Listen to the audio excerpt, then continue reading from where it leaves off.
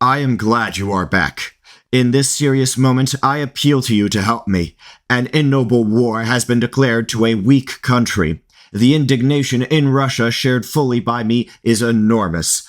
I foresee that very soon I shall be overwhelmed by the pressure forced upon me and be forced to take extreme measures which will lead to war. To try and avoid such a calamity as a European war, I beg you in the name of our old friendship to do what you can to stop your allies from going too far. Nicky. It is with the gravest concern that I hear of the impression which the action of Austria against Serbia is creating in your country. The unscrupulous agitation that has been going on in Serbia for years has resulted in the outrageous crime to which Archduke Francis Ferdinand fell a victim. The spirit that led Serbians to murder their own king and his wife still dominates the country.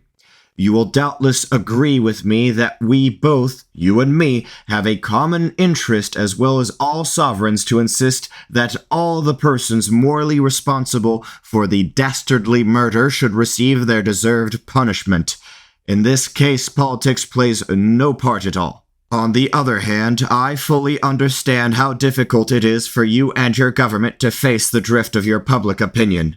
Therefore, with regard to the hearty and tender friendship which binds us both from long ago with firm ties, I am exerting my utmost influence to induce the Austrians to straightly deal to arrive to a satisfactory understanding with you. I confidently hope that you will help me in my efforts to smooth over difficulties that may arise. Your very sincere and devoted friend and cousin, Willy. I received your telegram and share your wish that peace should be maintained. But as I told you in my first telegram, I cannot consider Austria's action against Serbia an ignoble war. Austria knows by experience that Serbian promises on paper are wholly unreliable. I understand its actions must be judged as trending to get full guarantee that the Serbian promises shall become real facts.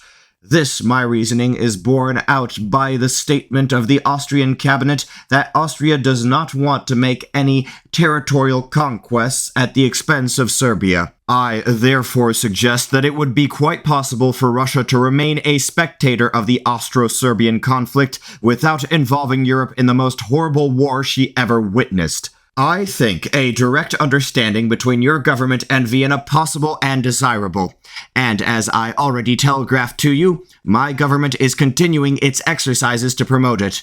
Of course, military measures on the part of Russia would be looked upon by Austria as a calamity we both wish to avoid and jeopardize my position as mediator, which I readily accepted on your appeal to my friendship and my help. Willy. Thanks for your telegram, conciliatory and friendly. Whereas official message presented today by your ambassador to my minister was conveyed in a very different tone. Beg you to explain this divergency. It would be right to give over the Austro-Serbian problem to the Hague Conference. Trust in your wisdom and friendship. Your loving Nicky. Thank you heartily for your quick answer. I am setting to Tishiv this evening with instructions. The military measures which have now come into force were decided 5 days ago for reasons of defense on account of Austria's preparations. I hope from all my heart that these measures won't in any way interfere with your part as mediator, which I greatly value. We need your strong pressure on Austria to come to an understanding with us. Nicky. Best thanks for telegram. It is quite out of the question that my ambassador's language could have been in contradiction with the tenor of my telegram. Count Portales was instructed to draw the attention of your government to the danger and grave consequences involved by immobilization. I said the same in my telegram to you. Austria has only mobilized against Serbia, and only a part of her army. If, as it is now the case, according to the communication by you and your government, Russia mobilizes against Austria, my role as mediator you kindly entrusted me with, and which I accepted at your express prayer, will be endangered if not ruined. The whole weight of the decision lies solely on your shoulders now, who have to bear the responsibility for peace or war. Willy. On your appeal to my friendship and your call for assistance, I began to mediate between your and the Austro-Hungarian government. While this action was proceeding, your troops were mobilized against Austro-Hungary, my ally. Thereby, as I have already pointed out to you, my mediation has been made almost illusory. I have, nevertheless, continued my action. I now receive authentic news of serious preparations for war on my eastern frontier. Responsibility for the safety of my empire forces preemptive measures of defense upon me. In my endeavors to maintain the peace of the world, I have gone to the utmost limit possible. The responsibility for the disaster which is now threatening the whole civilized world will not be laid at my door. In this moment, it still lies in your power to avert it. Nobody is threatening the honor or power of Russia who can well afford to await the result of my mediation. My friendship for you and your empire, transmitted to me by my grandfather on his deathbed, has always been sacred to me, and I have honestly often backed up Russia when she was in serious trouble, especially in her last war. The peace of Europe may still be maintained by you, if Russia will agree to stop the military measures which must threaten Germany and Austro-Hungary. Willy.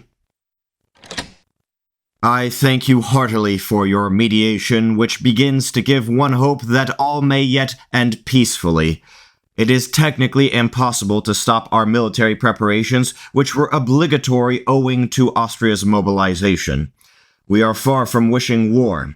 As long as the negotiations with Austria on Serbia's account are taking place, my troops shall not make any provocative action. I give you my solemn word for this.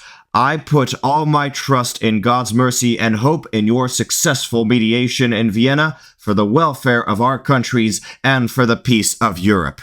Your affectionate Nicky.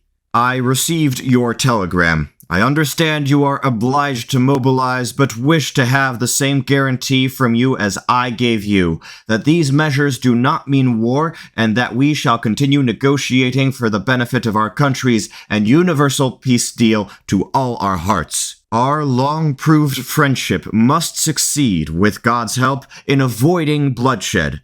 Anxiously, full of confidence, I await your answer. Nicky. Thanks for your telegram. I yesterday pointed out to your government the way by which alone war may be avoided. Although I requested an answer for noon today, no telegram from my ambassador conveying an answer from your government has reached me yet. I, therefore, have been obliged to mobilize my army. Immediate, affirmative, clear, and unmistakable answer from your government is the only way to avoid endless misery. Until I have received this answer, alas, I am unable to discuss the subject of your telegram. As a matter of fact, I must request you to immediately order your troops on no account to commit the slightest act of trespassing over our frontiers. Willy.